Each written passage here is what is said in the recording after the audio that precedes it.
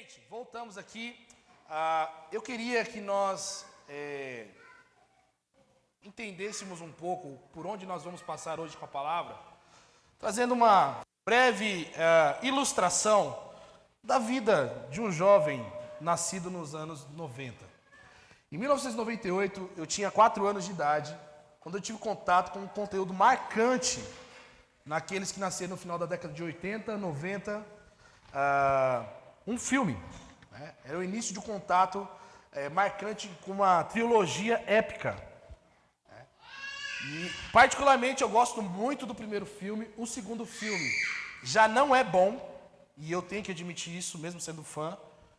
E o terceiro filme foi uma coisa assim, caramba, que legal que ressuscitaram para salvar o segundo filme, e ficou muito bom. E é um filme sobre uma herança maldita. Né? Existia um parente invejoso, um golpe de Estado e abandono de cargo político. Então, o protagonista desse filme, ele foge desse drama familiar, ele vira hippie no deserto, com 2 malucos, e vive de música, filosofia e barata. Enquanto isso, na sua cidade natal, na sua terra natal, o caos ele se instala. Porque estamos falando de uma monarquia. Mas aí, de repente, no meio do filme, nós temos uma revelação espiritual. Né? Uma crise de consciência desse jovem que tinha fugido. E ele volta triunfante, com muita pancadaria, uma trilha épica, que tudo foi resolvido com terapia, relâmpago e grito dramático no fim do filme. Isso em 98... eu assisti esse drama. Em 2005, eu já tinha 11 anos de idade, já sabia um pouco o que era a vida. Depois do segundo filme, depois do primeiro filme ter sido lançado, né, já quase depois de 7 anos de ter consumido esse conteúdo pesado, né, eu entro no cinema para assistir o último filme dessa trama. Eu estava, de verdade, sendo desafiado a esquecer tudo que eu sabia sobre o primeiro filme com esse terceiro filme. Por quê? Esse terceiro filme é uma recontagem da história do primeiro filme. Ele usa o mesmo enredo, os mesmos personagens, até as mesmas falas, só que de uma perspectiva diferente. Porque o filme era o bastidor do primeiro filme. Era o bastidor de todo o caos que a gente viu no primeiro filme. É conhecido também pelos técnicos de cinema como um spin-off, né? Onde ele revela que aqueles personagens coadjuvantes que esse rei encontra no deserto, eles não tinham noção nenhuma no primeiro filme, e mostram nesse terceiro filme que todas as coisas que aconteceram no primeiro filme é por causa desses dois. É uma história paralela, uma perspectiva totalmente oposta daquele drama do primeiro filme. E existe muita flatulência / peido nesse terceiro filme, né, mostrando essa coisa. A filosofia de vida hippie baseada em não fazer nada, ou Hakuna Matata, como muitos conhecem, são regravadas e com vários comentários, tipo, foi aí que deu ruim. Eu estou falando de Rei Leão, tá? Só para que você deixe claro sobre isso. Né? É um épico filme sobre amizade, sobrevivência e como ser figurante sem roubar cena, o terceiro filme. São 2 filmes que contam a mesma história em perspectivas diferentes, emoções e lados diferentes envolvidos, mas que resultam em falar em como Simba se tornou rei. Essa é a história do Rei Leão. E quando nós vamos para a pregação, não vou continuar falando de Rei Leão mais, nós temos algo muito parecido nos evangelhos. Os evangelhos, gente, Mateus, Marcos, Lucas e João, eles são como esse épico filme Rei Leão, da fita verde. Quem é da fita verde aqui? Hippie, né? Saudade. Assim como o Rei Leão tem essa trilha de filmes, de épocas, né, e perspectivas diferentes no filme 1 e no filme 3, não assista o filme 2,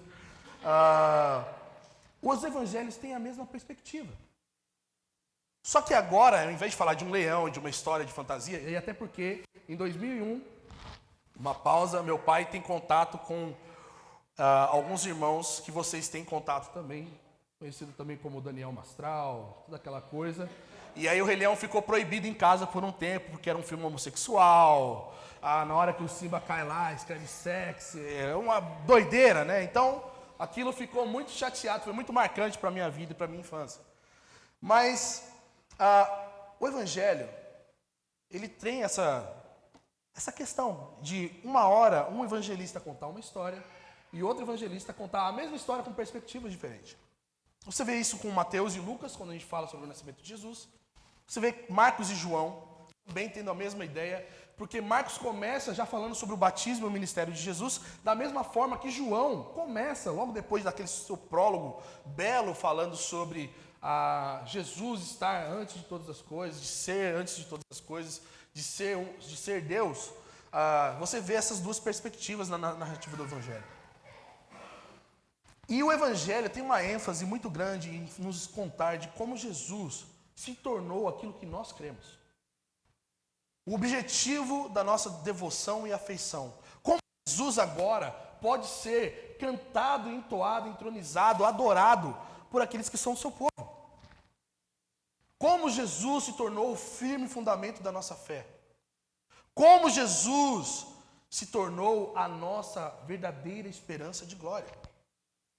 É nessa história que temos dois dilemas que realmente levantam o seguinte questionamento. Tudo o que os evangelhos dizem aconteceu de verdade? Porque pensa bem, esses dilemas que nós encaramos são dilemas sérios.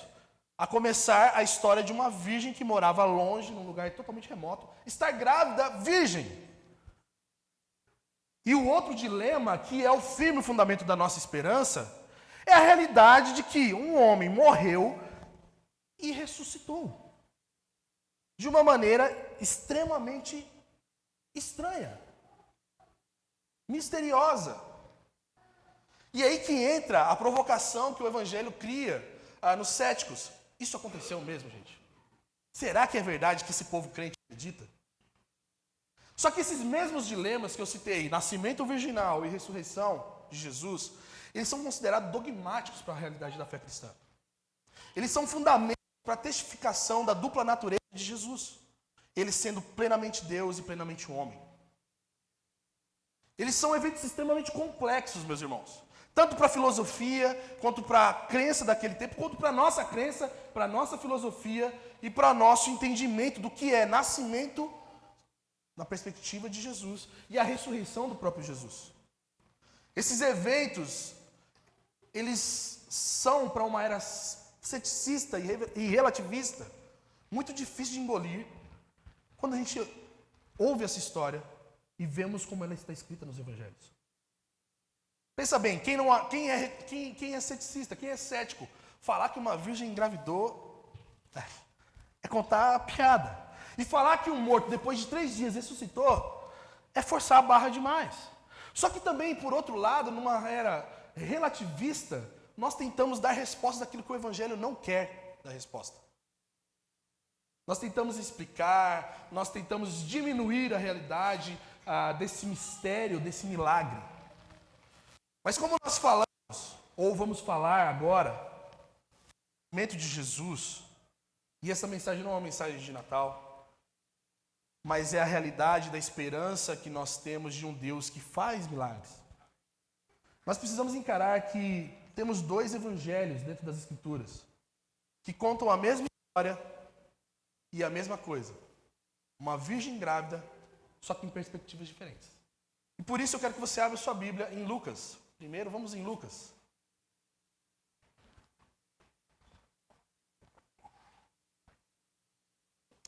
Lucas capítulo 1, versículo 26.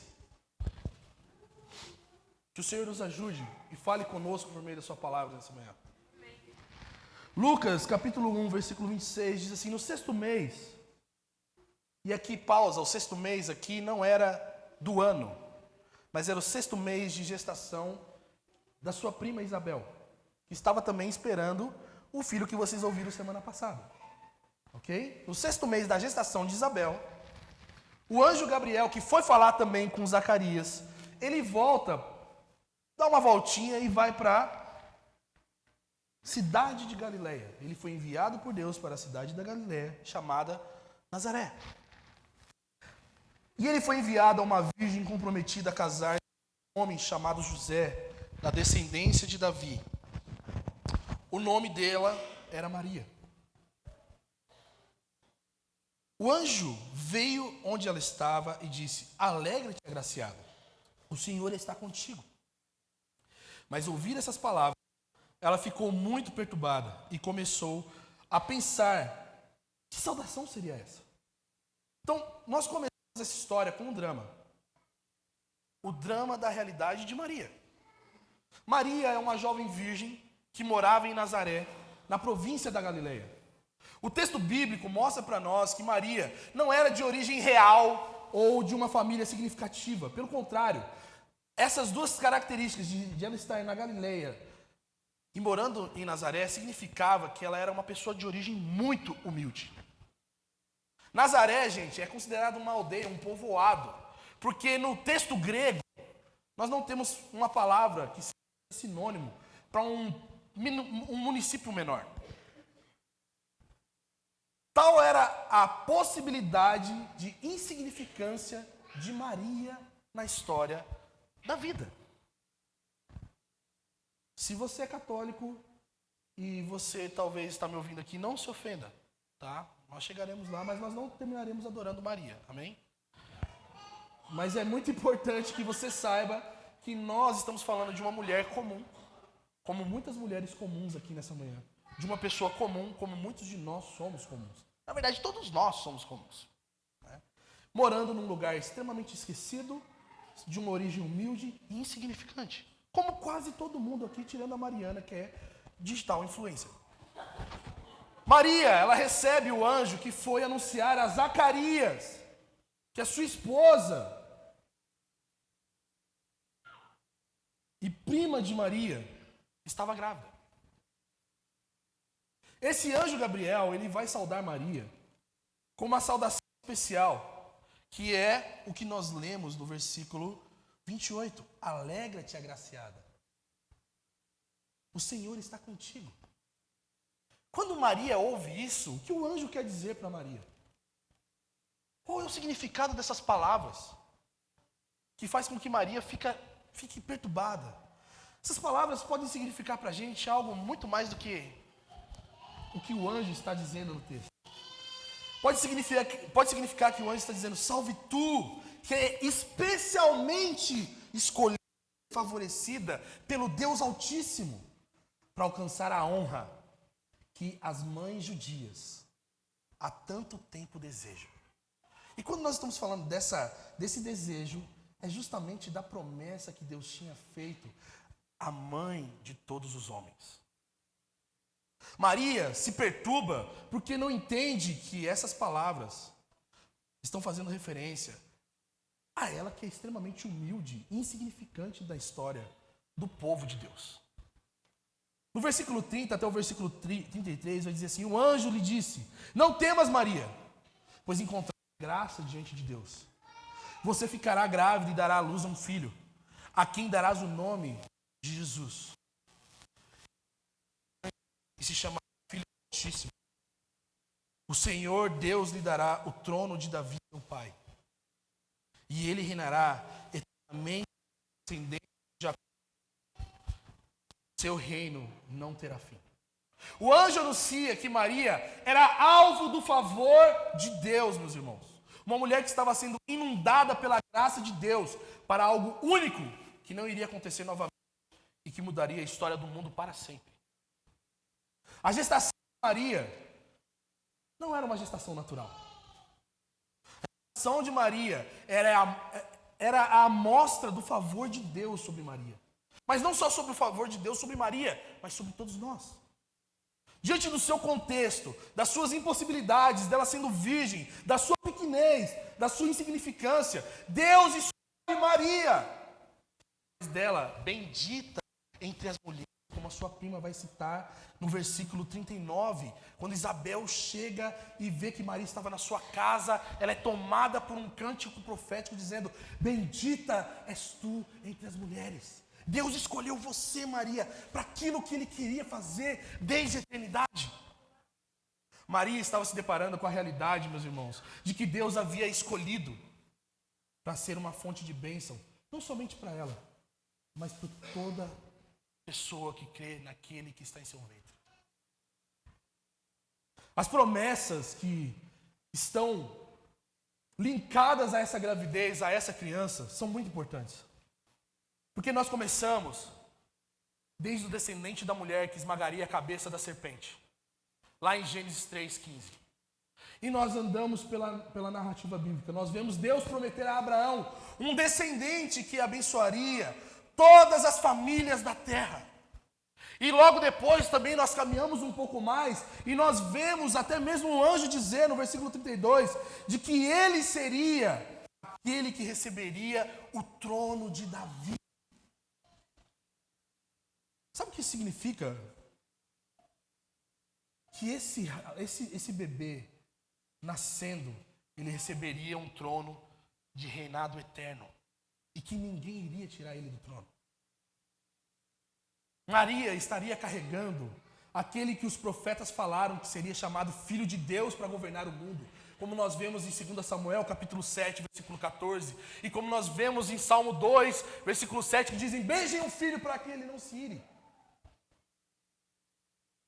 Naquele contexto judaico, meus irmãos, e principalmente no tempo em que Maria existia, acreditava-se que um reino messiânico seria terreno e passageiro, que levaria Israel a uma plenitude e restauração. Bem perenista, né?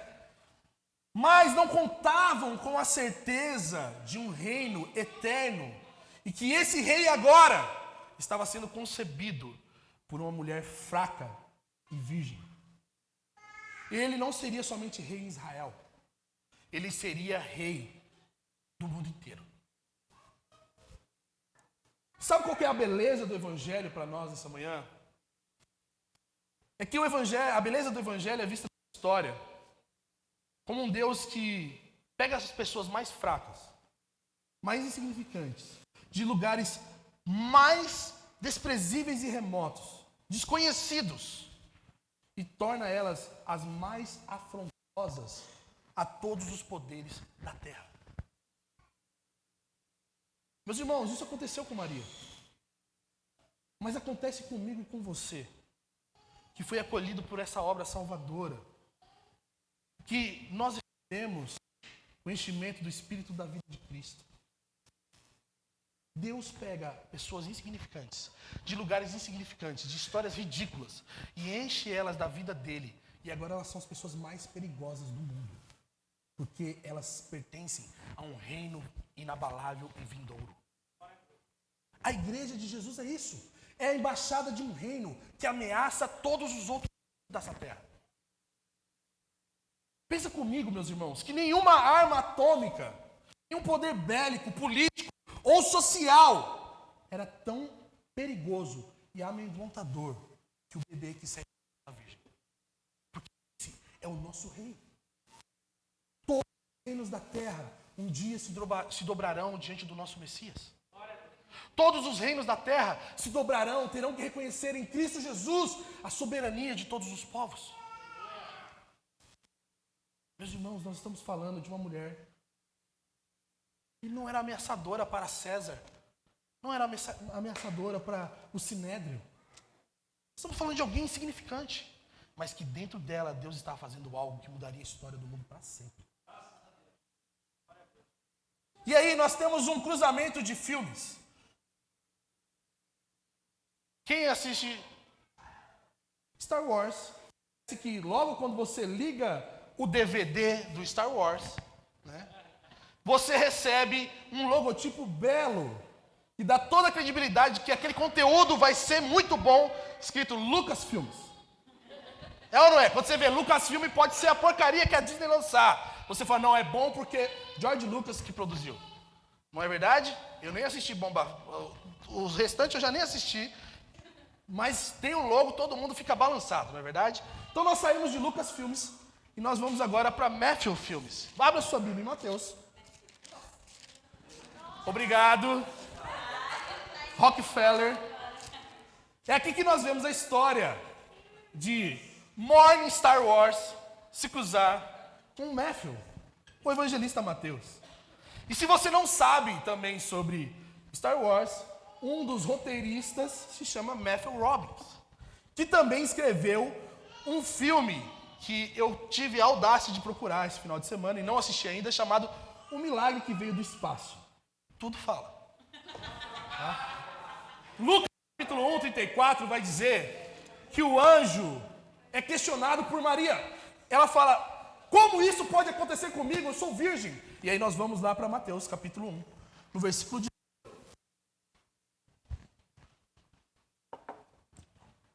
Versículo 18 vai dizer assim, o nascimento de Jesus Cristo, Maria, sua mãe, estava prometida a casar-se com José. Mas antes de se reunirem em casamento, ela achou-se grávida pelo Espírito Santo. José, seu marido, era um homem justo e não queria expô-la à desgraça pública. Por isso decidiu se separar dela secretamente. José, isso em mente. Um anjo do Senhor apareceu-lhe em sonho dizendo, José, filho de Davi, não temas receber Maria, tua mulher, pois o que ela foi gerado é do Espírito Santo. José, os textos bíblicos vão mostrar pra gente que José era um homem de bem, meus irmãos. Ele era noivo de Maria. Só que quando ele fica sabendo dessa conversa de que sua noiva estava grávida e não era dele, nós temos um problema. Mateus deixa bem claro para nós que José, de antemão, não tinha nada a ver com essa história. E que ela estava grávida do Espírito Santo, como nós vemos no versículo 18. Só que embora José não tivesse conhecimento das leis científicas, José era bem ciente de que bebês são feitos não por vento. Ele sabia como os bebês eram feitos e ele sabia que ele não tinha parte naquilo porque até então sua noiva era virgem. O mundo antigo, meus irmãos, talvez não tinha tanta ciência para significar para eles ou trazer a consciência do que significa cromossomos X e Y. Mas sabia tanto quanto nós que um bebê só poderia estar ali em consequência de uma relação sexual. E que mulheres que dizem estar grávidas por outro meio, talvez estivessem muito bem encobrindo uma transgressão moral e até mesmo social. O livro / filme de Mateus, diferente do Evangelho de Lucas, agora está mostrando o cuidado de José em não entrar em uma situação constrangedora de ser visto como alguém que havia sido traído por sua amada noiva. Ou que ele havia engravidado ela antes de casar. Ele faz o quê? Ele decide se separar dela em segredo. José, quando ele decide fazer isso, gente, ele está fazendo algo para tentar justificar os atos estranhos de Deus, que normalmente Deus faz na vida dos seus escolhidos. Assim como a gente muitas vezes tenta encobrir o que Deus faz em nossas histórias. Como Deus faz algumas coisas embaraçosas nas nossas histórias. Mesmo que essas cenas sejam embaraçosas, nós somos também surpreendidos pelo consolo de Deus, que mostra a sua mão sobre nós e que nós não devemos temer aquilo que Ele está fazendo. Porque é isso que o Senhor faz com José. Mateus nos deixa claro que o que liga essa história com a história de Lucas, mesmo que são perspectivas totalmente diferentes, públicos que recebem esses livros totalmente diferentes, porque Mateus escreve para judeu, Lucas escreve para gregos, linguagens e até mesmo o estilo são totalmente diferentes. Se você quiser estudar mais sobre isso, há um estudo disponível no canal do nosso pastor Web Venga. Nós vemos que o que liga essa história, a história de Lucas, é uma frase que o anjo diz a Maria e diz a José, e ele diz para nós essa manhã. Não temas. Não tenha medo. José, filho de Davi, não temas. José recebe a notícia que realmente ele não tinha nada a ver com essa história. Porque o anjo vai dizer para ele: José, fica tranquilo. Porque o que está acontecendo com você não foi porque você fez, ou porque você deixou de fazer, ou porque outro fez. Quem fez foi o Espírito Santo. E sabe o que é mais belo em toda essa história? Porque parece um consolo. O texto vai dizer que, no versículo 20, o anjo cumprimenta ou chama José como José, filho de Davi. Pensa comigo uma coisa, gente. Que José estava entrando na história de Deus, abençoado pela mesma graça que Deus tinha abençoado Maria. Por ele ser um filho de Davi, esquecido e silenciado pela história do povo de Israel.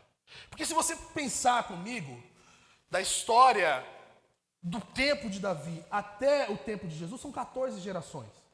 É isso que nós vemos na genealogia. Então leia a genealogia também. São 14 gerações. Essas 14 gerações teve exílio, pós-exílio, teve Império Romano assumindo tudo. Davi já estava esquecido há muito tempo na história do mundo. Só que o anjo chega e diz: José, filho de Davi, não temas. O ato de Deus fazer Jesus nascer de Maria, meus irmãos, depois que ela se torna esposa de José, que é filho de Davi, é uma graça de Deus, até mesmo para José, que estava com a sua linhagem monárquica apagada pelo Império Romano. Pensa bem que sobre os judeus quem reinava era César. E agora a promessa do rei davídico estava afetando a história de Israel novamente. Estava afetando eles por uma virgem e por um homem que não tiveram nenhum tipo de relação sexual para conceber esse descendente de Davi. Sabe o que isso nos ensina? Que Deus é o restaurador da história de Israel. E que Deus não precisou de esforço ou linhagem humana alguma para fazer isso. Tudo isso foi obra única desse Deus que zela pela sua promessa. Vamos voltar para Lucas Filmes, Lucas capítulo 1, versículo 35. Em que vai dizer para nós que o anjo respondeu a Maria. Já que Maria questiona: como isso vai acontecer comigo? Se eu não conheço ninguém em intimidade, se eu sou virgem. O anjo respondeu: o Espírito Santo virá sobre ti, e o poder do Altíssimo te cobrirá com a sua sombra. Por isso, aquele que nascerá será santo e será chamado Filho de Deus. Lucas complementa a história, dá mais detalhes de como isso iria acontecer a Maria. E como isso aconteceu? O Espírito Santo vindo sobre Maria. Essa declaração mostra que o Espírito Santo vindo sobre Maria faria, como ele sempre faz, algo que fosse maior do que o que ela pudesse fazer por si mesma. Isso é uma coisa muito importante para nós, sobre o ministério do Espírito Santo sobre nós. Porque ele faz algo maior do que a gente pode fazer por nós mesmos, meus irmãos. E não somente a concepção de um bebê, mas a obra do Espírito em guardar aquilo que estava sendo gerado por Maria. Porque o texto vai dizer que o poder do Altíssimo a cobrirá com a sua sombra. O que isso significa para nós? Não sendo Maria ou a sua natureza a fonte protetora de santificação de Jesus, sendo ele o que nós conhecemos como Paulo vai dizer, de segundo Adão, aquele que não tem pecado. O próprio Deus estava envolvendo Maria com o seu poder soberano, meus irmãos. E aí que nós entramos num tema dogmático da história da igreja, que é o conhecido nascimento virginal de Jesus. Esse dogma, além de ser uma doutrina fundamental para a igreja cristã, é um dogma marcado por milagres. É um dogma milagroso. A encarnação de Jesus, meus irmãos, foi um evento milagroso que envolveu a união entre a divindade e a humanidade. Nessa união, Deus provê tanto o humano como a encarnação. A encarnação aconteceu na concepção de Jesus. Quando nós falamos sobre o nascimento virginal de Jesus, que é o título da doutrina, essa doutrina ela visa estabelecer a encarnação como um evento sobrenatural. Quando nós questionamos a doutrina do nascimento virginal de Jesus, nós estamos revelando um preconceito contra, não Maria, mas contra os atos sobrenaturais de Deus. As objeções são tipicamente baseadas em pressupostos de que milagres não ocorrem. E é por isso que nós vemos tantas heresias ao longo dos séculos, visitando a humanidade e a divindade de Jesus. É por isso que nós vemos teorias falando que Maria havia sido abusada por um soldado romano, e é por isso que ele era forte e era temido. Quando nós questionamos a veracidade de milagres, meus irmãos, nós questionamos pontos principais da nossa fé. O nascimento do Filho de Deus é um milagre. É por isso que o cristianismo, ele é desafiador. Ele nos desafia. Porque o seu protagonista, que é Jesus, ele é um paradigma emblemático. É possível algo assim realmente acontecer, meus irmãos? É possível a Virgem dar à luz? O que nós devemos nos apegar aqui é o fato de que as Escrituras afirmam que a concepção de Jesus da Virgem Maria foi obra única e exclusiva do Espírito Santo. Se Cristo não tivesse nascido da Virgem, por obra do Espírito Santo, meus irmãos, sabe o que aconteceria? Ele não seria Deus. Se Cristo não fosse Deus, sabe o que aconteceria? O seu sacrifício na cruz não poderia apagar e purificar os nossos pecados. Afinal, é isso que nós confessamos agora há pouco aqui nessa sala. Se Cristo não é Deus, o seu sacrifício não foi válido, então ele não poderia ressuscitar dentre os mortos. E é por isso que a história do cristianismo já começa com um milagre sobrenatural de uma virgem dando à luz a um filho de Deus. E sabe o que isso mostra para nós, meus irmãos? E eu já estou indo para os meus pontos finais. A revelação da obra de Deus sobre Maria e o que ele faz em nós. O texto mostra que o Espírito Santo é o autor responsável pela influência poderosa em santificar aquele fruto do seu ventre, para que ele não herdasse o pecado e a culpa de Maria para Jesus. Nós cremos que Jesus nasceu sem pecado. Nós confessamos e nós entendemos que o que Paulo diz, aquele que não conheceu o pecado, se fez pecado por nós, para que nele fôssemos feitos justiça de Deus. O Filho de Deus não tem pecado, e isso foi obra sobrenatural do Espírito Santo. O nascimento virginal de Jesus por Maria, meus irmãos, é uma prova única de Jesus, sendo uma evidência do poder e da soberania de Deus sobre toda a natureza. Ao ponto de que as leis físicas, as leis da natureza, aquilo que os homens falam que é limite para Deus, Deus ignora e cumpre a sua promessa que tinha prometido lá em Isaías, falando: a virgem dará à luz e esse será o sinal.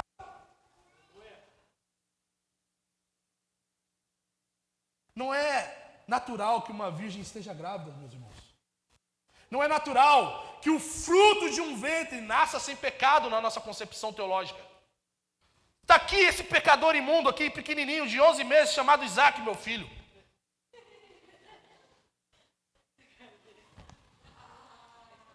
Não é possível, na nossa concepção natural, que alguém nasça sem pecado.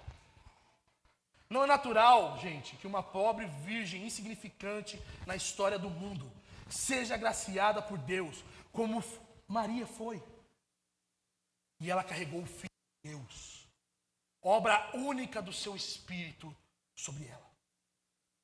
Abraham Kuyper, um teólogo calvinista holandês, vai dizer: Adão gerou um filho à sua imagem, como nós vemos em Gênesis capítulo 5, versículo 3, falando de Sete. Mas Adão não gerou Cristo. A existência do nosso Senhor não tem nada a ver com o desejo ou a iniciativa humana. Ou coloque iniciativa humana. Ele veio de cima.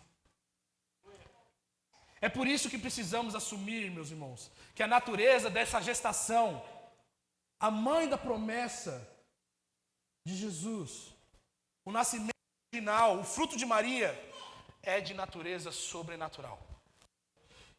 Tal qual a natureza da salvação, meus irmãos, que ocorre sem qualquer intervenção humana. Eu e você, nós não somos salvos por iniciativa humana. Nós fomos salvos por obra única de Deus. A salvação, meus irmãos, assim como o nascimento e a concepção de Jesus, não depende de qualquer esforço humano. E nem mesmo de qualidades humanas. Porque nós vemos que Maria não era de origem rica, mas ela era de origem humilde. Sabe o que significa para nós? É que Deus salva quem Ele quer, quando Ele quer, se Ele quiser. E quando Ele decide salvar, a iniciativa é de Deus. E quando Ele decide salvar, Ele faz o que tem que ser feito. Ele tira a gente dos lugares mais sombrios e escuros. Ele tira a gente de um ciclo natural. Ele tira a gente de ciclos horríveis. Nós viemos estar no seu reino de amor. Essa é a verdade do Evangelho. A salvação, meus irmãos, não depende de esforço humano.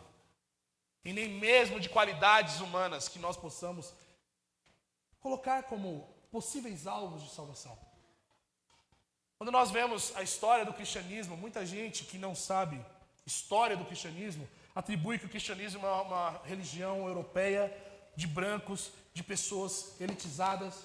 E a realidade e o testemunho do Evangelho nos mostra que Deus salvou o povo de toda tribo, língua e nação.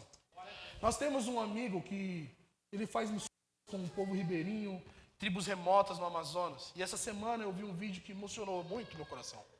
Ele estava batizando um índio. E quando o índio levanta das águas, o índio dá aquele grito de liberdade. Como se agora ele não pertencesse mais à tribo que existia, mas ele pertence ao reino de Deus. E essa é a realidade de nós, meus irmãos. Quem diria que o Deus judeu encontraria um povo em Varginha? Quem disse para qualquer pessoa que calcule probabilidades que Deus nos encontraria nas nossas histórias mais difíceis? Esse é o Deus em que nós servimos. Essa é a promessa em que nós nos agarramos. Alguns anos atrás, um grupo americano, Maverick City, ele ressuscitou uma música dos anos 90, de um cara chamado Buddy Green, conhecido como Mary Did You Know, que eu e o Jonathan sabemos cantar muito bem. Nessa música, nós vemos várias questões, porque é uma música em que faz perguntas sobre os atributos e a pessoa de Cristo para Maria, sabendo que, Maria, o que você está carregando é algo muito maior do que você mesmo. Na música, eu não vou falar em inglês porque excede a minha capacidade linguística, mas ele vai dizer: Maria, tu sabias que o seu bebê é o Senhor de toda a criação? E nessa manhã eu pergunto a vocês, meus irmãos, você sabia que o que eu e você carregamos dentro de nós, o Espírito Santo da promessa, é quem gerou esse bebê que Maria carregou?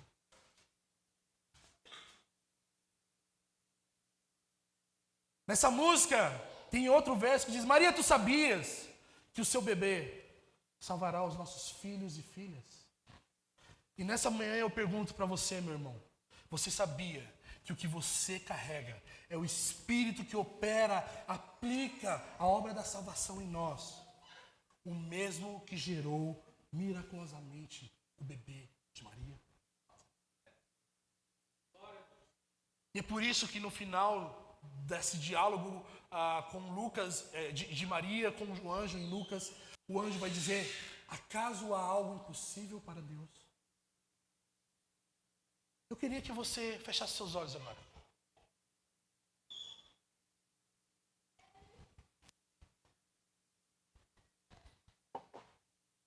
Deus está aqui. O Senhor é o nosso Deus. Mas não somente Deus está aqui nesse ambiente.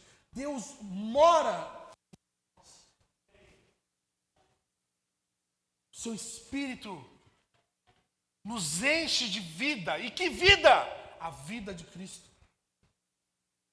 O poder que fez aquela loucura se tornar um bebê no ventre de uma virgem está querendo provocar santificação no nosso meio. Está querendo provocar nova vida em nosso meio. Está querendo provocar conversões genuínas, arrependimento genuíno de pecados nessa manhã. Talvez você tenha os seus dilemas, os seus limites, as suas histórias. Mas a pergunta é, existe algo impossível para um Deus que é todo-poderoso? Um Deus que não respeita nem as leis mais básicas da natureza, da vida, e faz uma virgem dar à luz. O que será outras coisas? Esse é o Deus que nos comprou com seu sangue. Esse é o Deus que nos fez seu povo. E tudo isso por obra-prima do seu Espírito em nós. Talvez você está aqui nessa manhã acometido de problemas e perturbações. Você se vê encurralado como se você tivesse um labirinto sem saída. Eu quero lembrar que existe um Deus que mora em você. E que Ele é o consolo e refúgio sobre todos aqueles que confiam nele. Talvez você veio para cá e você carrega uma enfermidade que os médicos falam, não tem cura. Não existe possibilidade de você sair desse quadro. Você vai ser sempre assim. Você tem um Deus todo-poderoso que mora em você. E Ele está pouco se importando com os diagnósticos que as nossas vidas carregam, meus irmãos. Uma vez que Ele decide fazer o que Ele quiser fazer, operando Ele, quem impedirá? E eu quero lembrar você disso nessa manhã. Se talvez você precisa de fé no Senhor, e você quer que eu responda essa palavra, Senhor, me dá fé. Me encha com o poder do Espírito, da mesma maneira que você encheu Maria. Me cobre com a sua santidade, da mesma maneira que você cobriu Maria. Eu quero desafiar você a sair do seu lugar e vir aqui à frente para nós orarmos juntos. Mas faça isso rápido. Corresponda à realidade do Evangelho.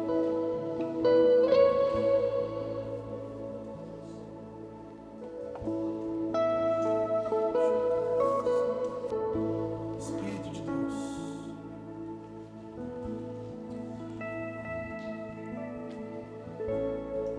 vem sobre nós agora. Esse ato que vocês estão fazendo agora, de estar aqui à frente, é um ato de rendição e um clamor para esse mesmo Espírito que agiu em Maria vir sobre vocês, para que encha vocês, para que santifique vocês, para que vive vocês novamente.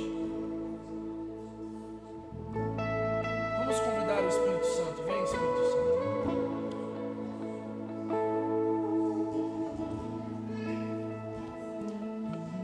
Tu és digno, Deus. Tu és digno de nós reconhecermos